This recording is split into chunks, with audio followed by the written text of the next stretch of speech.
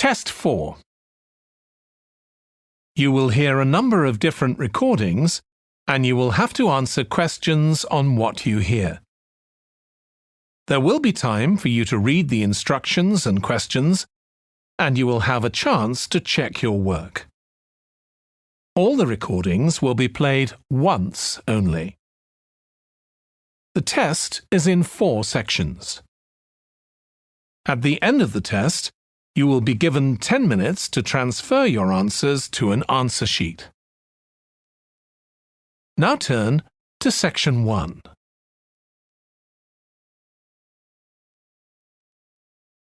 Section 1.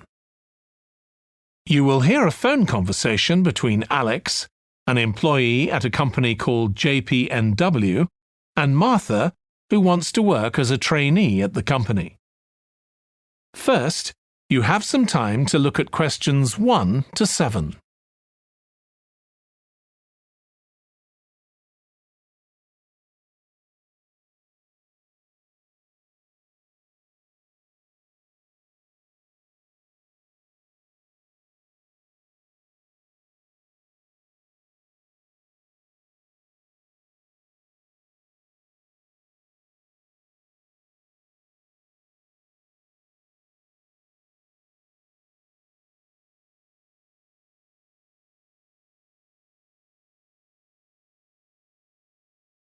You will see that there is an example that has been done for you. On this occasion only, the conversation relating to this will be played first. Hi, Alex. It's Martha Kleins here. James White gave me your number. I hope you don't mind me calling you.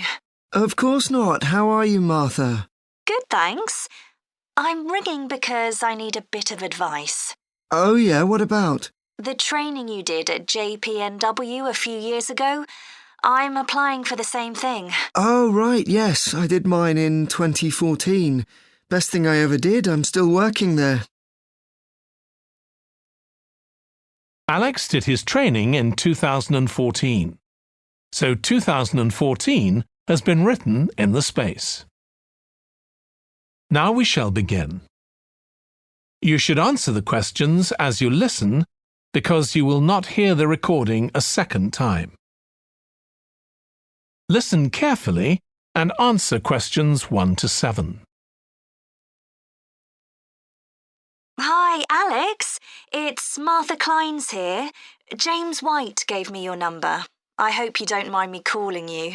Of course not. How are you, Martha? Good, thanks. I'm ringing because I need a bit of advice. Oh, yeah, what about? The training you did at JPNW a few years ago, I'm applying for the same thing. Oh, right, yes, I did mine in 2014. Best thing I ever did, I'm still working there. Really? What are you doing? Well, now I work in the customer services department, but I did my initial training in finance. I stayed there for the first 2 years and then moved to where I am now. That's the same department I'm applying for. Did you enjoy it? I was pretty nervous to begin with. I didn't do well in my exams at school, and I was really worried because I failed maths. But it didn't actually matter because I did lots of courses on the job. Did you get a diploma at the end of your trainee period? I'm hoping to do the one in business skills. Yes, that sounds good. I took the one on IT skills, but I wish I'd done that one instead. OK, that's good to know. What about the other trainees? How did you get on with them?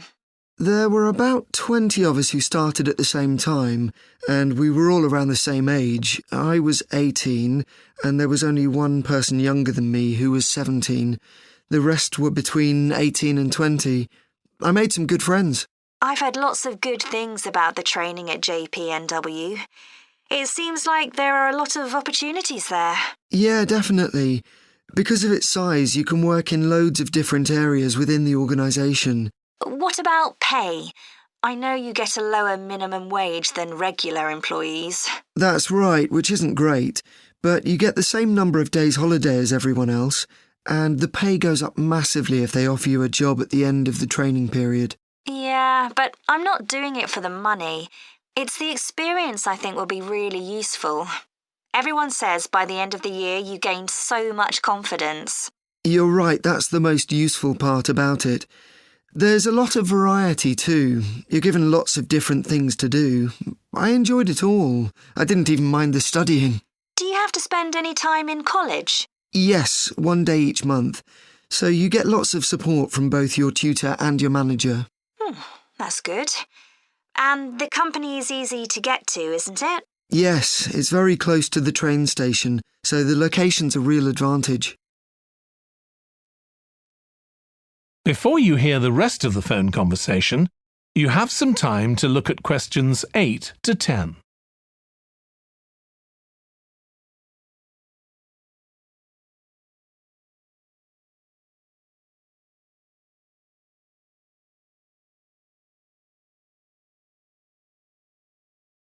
Now listen and answer questions 8 to 10. Have you got a date for your interview yet? Yes, it's on the 23rd of this month. So long as you're well prepared, there's nothing to worry about. Everyone's very friendly. I am not sure what I should wear. What do you think? Nothing too casual, like jeans, for example. If you've got a nice jacket, wear that with a skirt or trousers. OK, thanks. Any other tips? Well, I know it's really obvious, but arrive in plenty of time. They hate people who are late. So make sure you know exactly where you have to get to. And one other useful piece of advice my manager told me before I had the interview for this job is to smile. Even if you feel terrified, it makes people respond better to you. I'll have to practice doing that in the mirror. Yeah, well, good luck. Let me know if you need any more information. Thanks very much. That is the end of section 1. You now have half a minute to check your answers.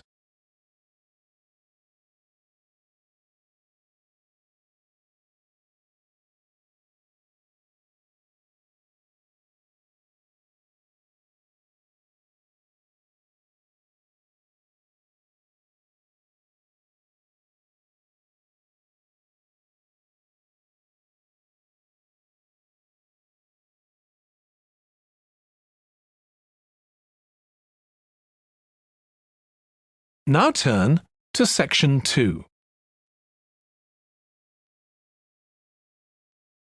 Section 2. You will hear a woman called Annie, who works at the Snow Centre in New Zealand, welcoming a group of visitors to the centre. First, you have some time to look at questions 11 to 16.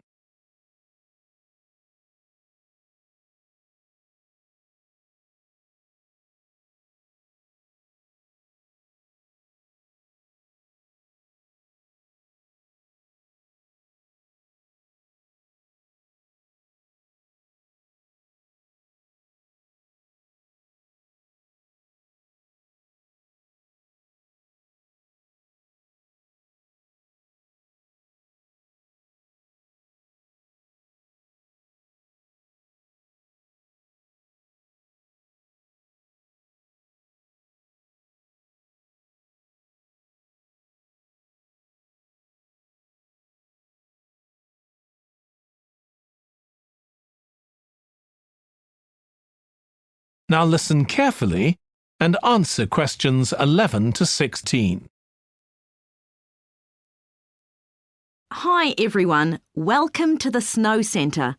My name's Annie. I hope you enjoyed the bus trip from the airport. We've certainly got plenty of snow today. Well, you've come to New Zealand's premier snow and ski centre, and we've a whole load of activities for you during your week here. Most visitors come here for the cross-country skiing, where you're on fairly flat ground for most of the time, rather than going down steep mountainsides. There are marked trails, but you can also leave these and go off on your own, and that's an experience not to be missed. You can go at your own speed. It's great aerobic exercise if you really push yourself. Or, if you prefer, you can just glide gently along and enjoy the beautiful scenery. This afternoon, you'll be going on a dog sled trip. You may have seen our dogs on TV recently racing in the Winter Sled Festival. If you want, you can have your own team for the afternoon and learn how to drive them, following behind our leader on the trail. Or if you'd prefer, you can just sit back in the sled and enjoy the ride as a passenger. At the weekend, we have the team relay event and you're all welcome to join in. We have a local school coming along and a lot of the teachers are taking part too. Participation rather than winning is the main focus, and there's a medal for everyone who takes part. Participants are in teams of 2 to 4, and each team must complete 4 laps of the course. For your final expedition, you'll head off to Mount Frenna wearing a pair of special snowshoes which allow you to walk on top of the snow. This is an area where miners once searched for gold, though there are very few traces of their work left now. When the snow melts in summer, the mountain slopes are carpeted in flowers and plants. It's a long ascent, though not too steep, and walkers generally take a couple of days to get to the summit and return. You'll spend the night in our hut halfway up the mountain. That's included in your package for the stay. It's got cooking facilities, firewood and water for drinking. For washing, we recommend you use melted snow, though, to conserve supplies. We can take your luggage up on our snowmobile for you for just $10 a person. The hut has cooking facilities, so you can make a hot meal in the evening and morning, but you need to take your own food. The weather on Mount Frenna can be very stormy. In that case, stay in the hut. Generally, the storms don't last long. Don't stress about getting back here to the centre in time to catch the airport bus. They'll probably not be running anyway. We do have an emergency locator beacon in the hut, but only use that if it's a real emergency, like if someone's ill or injured. Before you hear the rest of the talk, you have some time to look at questions 17 to 20.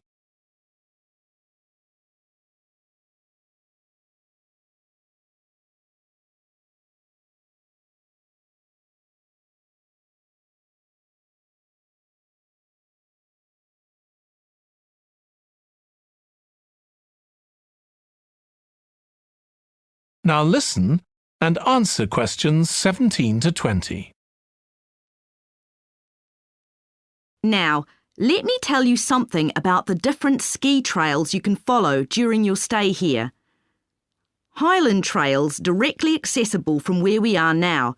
This trail's been designed to give first-timers an experience they'll enjoy regardless of their age or skill, but it's also ideal for experts to practice their technique. Then there's Pine Trail.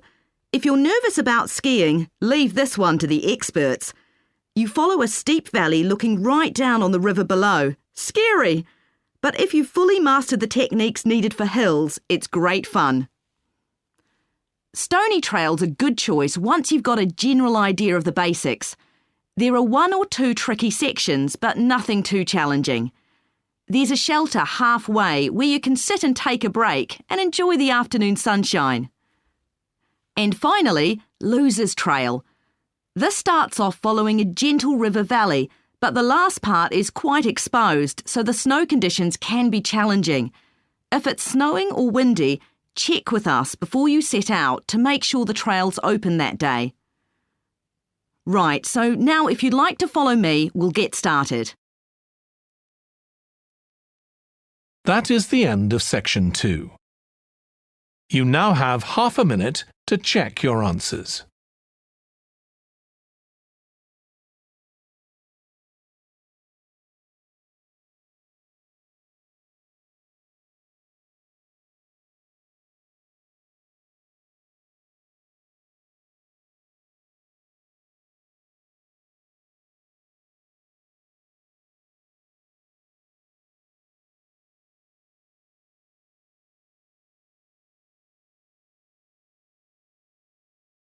Now turn to section 3.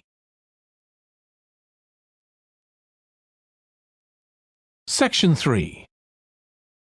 You will hear 2 students called Jack and Alice discussing food labels that give information on the nutritional value of foods.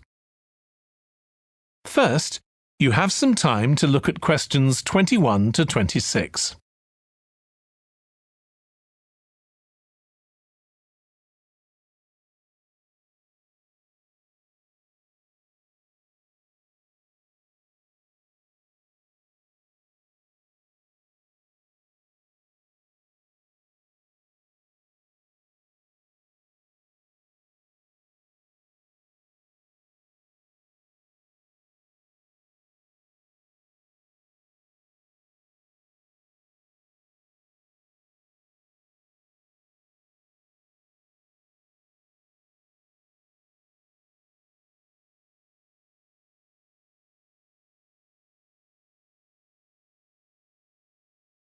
Now listen carefully and answer questions 21 to 26.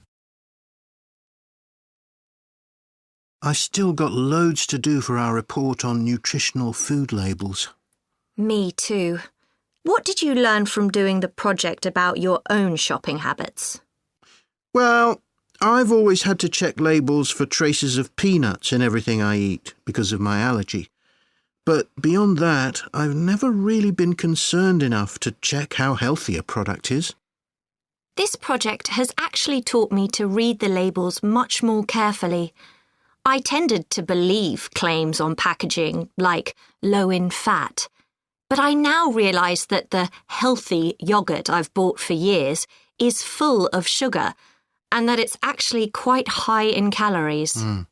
Ready meals are the worst. Comparing the labels on supermarket pizzas was a real eye-opener. Did you have any idea how many calories they contain? I was amazed. Yes, because unless you read the label really carefully, you wouldn't know that the nutritional values given are for half a pizza. When most people eat the whole pizza. Not exactly transparent, is it? Not at all. But I expect it won't stop you from buying pizza. Probably not, no. I thought comparing the different labelling systems used by food manufacturers was interesting. I think the kind of labelling system used makes a big difference. Which one did you prefer? I liked the traditional daily value system best, the one which tells you what proportion of your required daily intake of each ingredient the product contains. I'm not sure it's the easiest for people to use, but at least you get the full story. I like to know all the ingredients in a product, not just how much fat, salt and sugar they contain. But it's good supermarkets have been making an effort to provide reliable information for customers. Yes.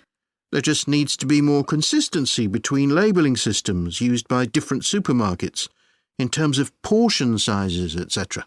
The labels on the different brands of chicken flavour crisps were quite revealing too, weren't they? Yeah.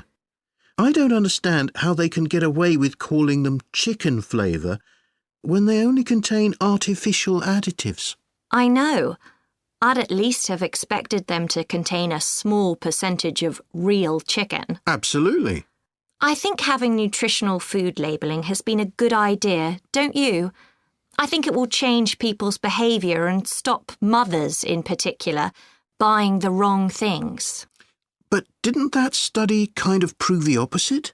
People didn't necessarily stop buying unhealthy products. They only said that might be the case. Those findings weren't that conclusive, and it was quite a small-scale study. I think more research has to be done. Yes, I think you're probably right. Before you hear the rest of the discussion, you have some time to look at questions 27 to 30.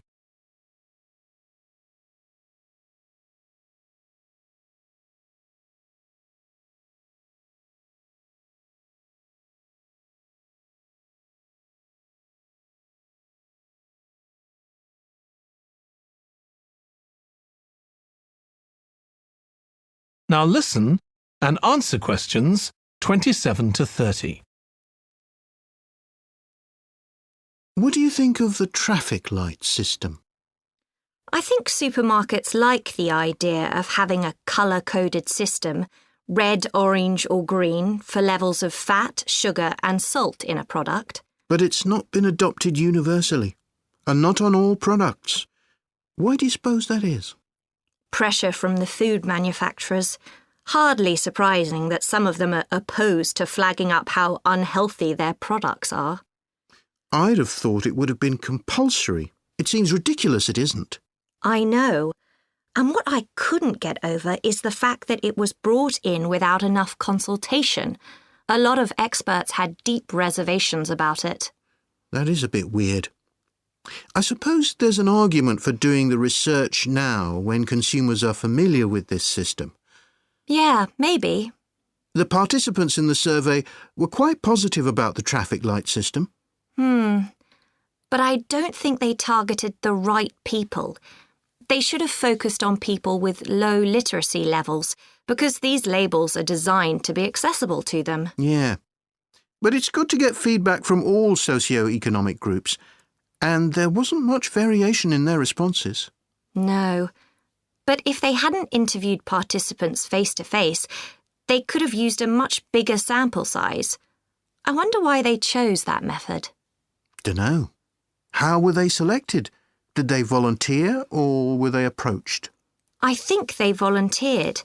The thing that wasn't stated was how often they bought packaged food. All we know is how frequently they used the supermarket. That is the end of section 3. You now have half a minute to check your answers.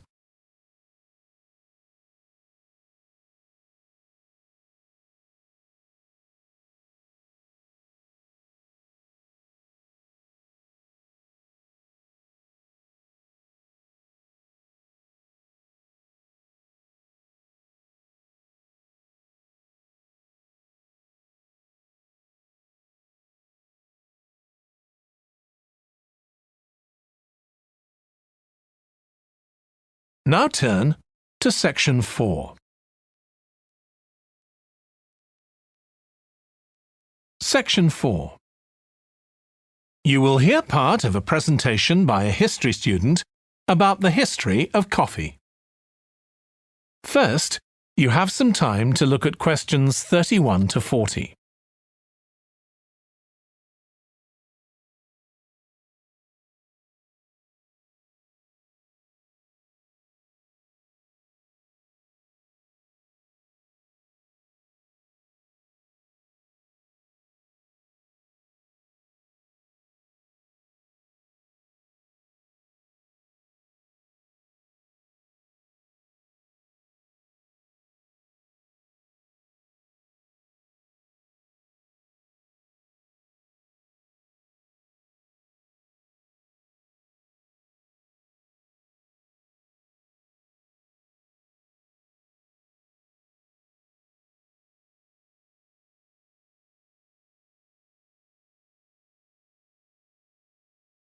Now listen carefully and answer questions 31 to 40.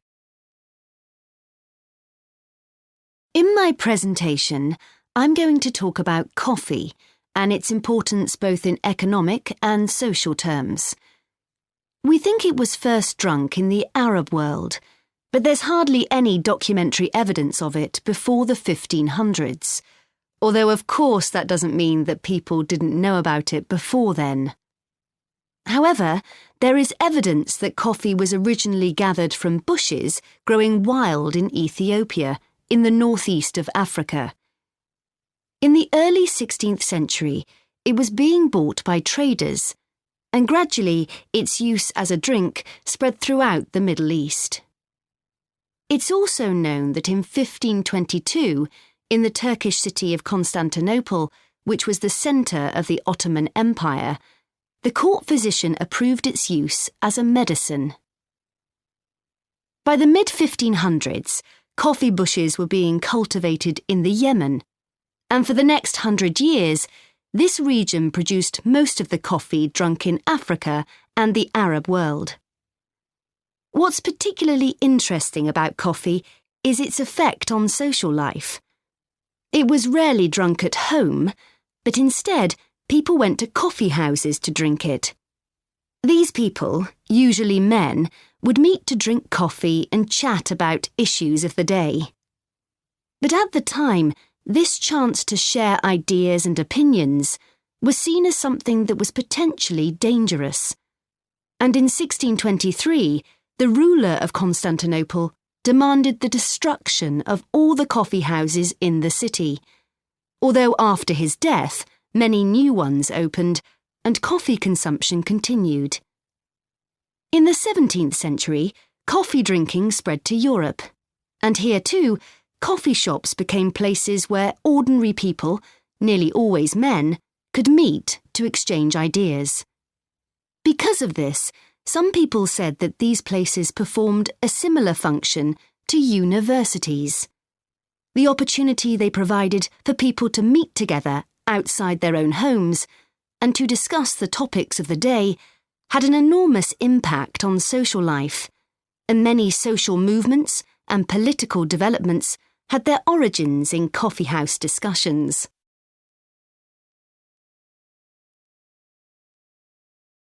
In the late 1600s, the Yemeni monopoly on coffee production broke down, and coffee production started to spread around the world, helped by European colonization. Europeans set up coffee plantations in Indonesia and the Caribbean, and production of coffee in the colonies skyrocketed. Different types of coffee were produced in different areas, and it's interesting that the names given to these different types, like mocha or Java coffee, were often taken from the port they were shipped to Europe from. But if you look at the labour system in the different colonies, there were some significant differences.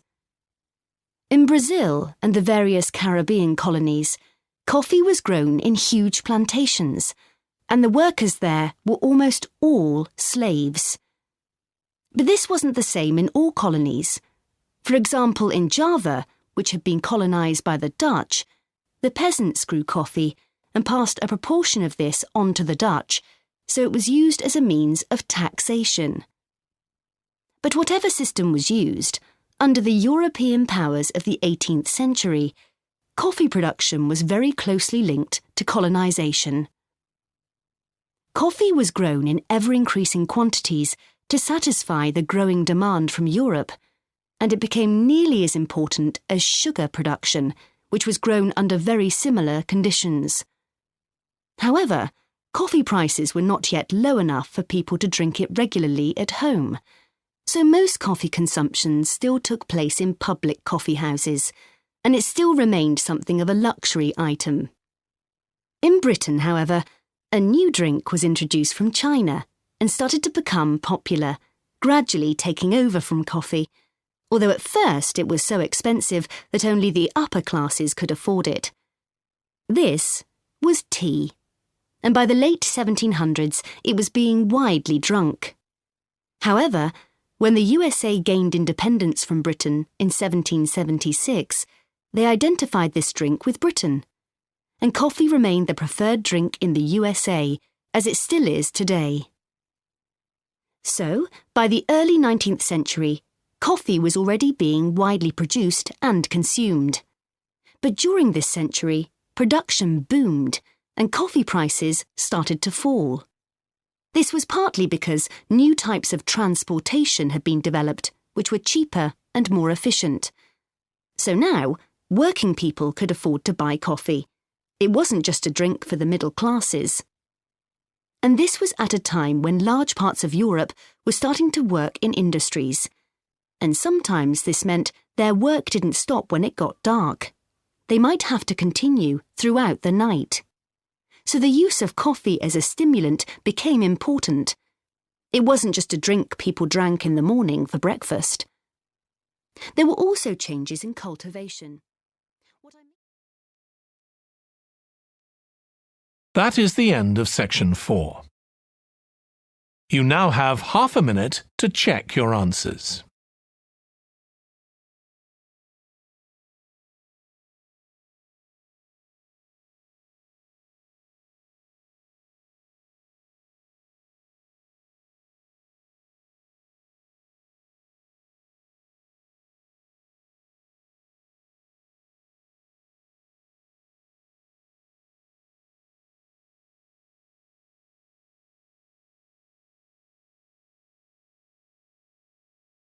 That is the end of the listening test. In the IELTS test, you would now have 10 minutes to transfer your answers to the answer sheet.